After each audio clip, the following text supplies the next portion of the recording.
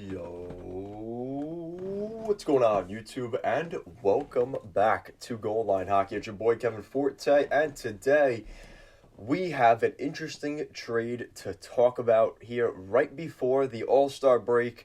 Lou Lamoriello and the New York Islanders have decided to make a splash ahead of this year's trade deadline. We've talked about it in the past. This isn't some crazy thing out of left field. The Islanders were in contact about BEAU, the captain of the Vancouver Canucks, and a deal has been finalized. Out of nowhere, seemingly on a Monday night, Lou Lamoriello and Patrick Allvin pulled the trigger on a massive BEAU for BEAU blockbuster to start off this year's trade deadline activity. So let's start off with who got what in this year's deal. So the New York Islanders acquire the former Vancouver Canucks captain BEAU on the final year of his contract at 25% salary retention. In exchange, the Vancouver Canucks acquire a conditional 2023 first-round pick, which is top 12 protected for this year's NHL draft.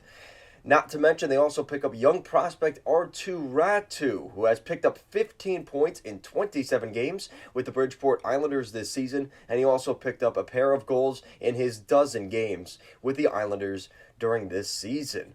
Not to mention, they also picked up Anthony Beauvillier as a part of this deal. And Anthony Beauvillier has been a long-time New York Islander. He was drafted by the Islanders in the first round back in 2016, I want to say, which is, I believe, the same year as Matt Barzal. I'm pretty sure he was in that draft. But nonetheless, very interesting move here. The Vancouver Canucks free themselves up of some cap space. They've got $2 million of cap space remaining. Let's be honest. This deal really was kind of done the other day when Bo Horvat did not get that contract extension, and we saw Andrei Kuzmenko get the long-term deal, and that was kind of the end of it. That was the final nail in the coffin. They had already locked up JT Miller for next season. They had already locked up now Andrei Kuzmenko, which really left no room for Bo Horvat. And the reality of the situation is here for the Canucks, this is a deal that they probably didn't want to get. They didn't want to have to do, but that's kind of where they're at. Anthony Beauvillier comes in. He's got 2 more years left on his contract, a little over $4 million per season. So the Islanders did have to take away a roster player in order to make this deal work. And that was something that I wasn't so sure that Lou would do because, when you really look at it, yes, Horvat's had a very good season this year, but you're giving up Anthony Beauvillier, who was already a decent roster player for Bo Horvat. In exchange, you're also giving up a first-round pick and a very, very good, young, talented Arttu Raty just for a little bit more in production. And I understand the deal in that sense, but it's also very much of a desperation move here by the Islanders. And I think Lou Lamoriello knows if the Islanders miss the playoffs this year, his head's about to roll on Long Island. And I think that's really what this comes down to. The Canucks get themselves a really good player in Arttu Raty. Like I said, he was a guy that was projected to go first overall in a couple of years ago's draft, and he fell all the way to the second round, to number 52. He's going to have a chance once again here with the Vancouver Canucks to prove people wrong. I'm really excited to see what he does in Vancouver, a very talented hockey player. The Canucks have a good one there. They also get the first-round pick. Anthony Beauvillier, I have a soft spot for him. I think a lot of Islander fans do. He's a guy that really, my last memory at Nassau Coliseum when the Islanders played Tampa in 2021, he scored that goal in overtime. And I will always have a spot inside of me for Anthony Beauvillier for that. That was just such an emotional time. I was there with my family and everything else. So, really thank you so much to Anthony Beauvillier for that, because that is something that will always be with me for the rest of my life. For Bo Horvat, the Bo Horvat side of things, Horvat's a really good player. And I think Islanders fans are excited and also quite nervous as well, because I watched his his reactions to coming to New York and everything else, And I think he's still really upset about leaving Vancouver. And maybe within a week or two, that'll go away before he plays his first game with the Islanders. But you could tell he was really upset that he didn't get an extension with Vancouver. I think he expected to be a Vancouver Canuck for the rest of his life. He became captain, I think, in 2020 of this Canucks team and was going to lead them to the promised land. And just like that, everything is kind of just ripped out from under him. The farm boy goes out to, Vancouver. It was a really nice story. The other part of it, too, he does have family involved here, which is obviously not easy. He has kids, he has a wife, so there's a lot going on behind the scenes. They were in Disneyland when the deal went down, so obviously that's an interesting call to get back when you get back up to your hotel, or maybe getting off of some ride there, but nonetheless, a really interesting move. He's going to play with Matt Barzal, I'm going to assume. That has been a clear, necessary move here for the Islanders, is getting someone to play with Barzal, because the Islanders do not have somebody that can play with him. They just don't. The other night, they had like William Dufour, Casey Zizekas, and no discredit, I love Zeker. I'm wearing his jersey, but he's not. Those guys are not capable of playing with Barzal. Barzal needs high hockey IQ, high potent goal scorers, and that's what Bo Horvat is. Now, the other good thing here is a lot of fans are saying, well, they're upset that he's a center and not a winger. Well, let's be honest, guys. The Islanders have not been that great in the faceoff circle in terms of their depth.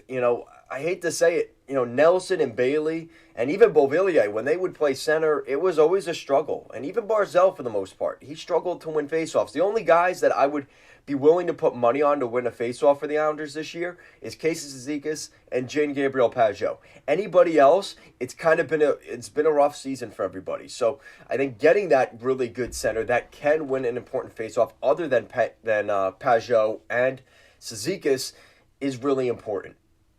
Now, the other part of it here is he's going to play in the top six, and I think that's all expected. He'll probably be on the power play. And very interesting storyline to watch for his third game for the Islanders, which I will be attending, is against the Vancouver Canucks. So that game has become a whole lot more interesting than I ever thought it was going to be. But it's going to be really interesting to see what happens. Guys, of course, I'm part of the Illuminati. I'm wearing number 53. I already have my Bo Horvat jersey.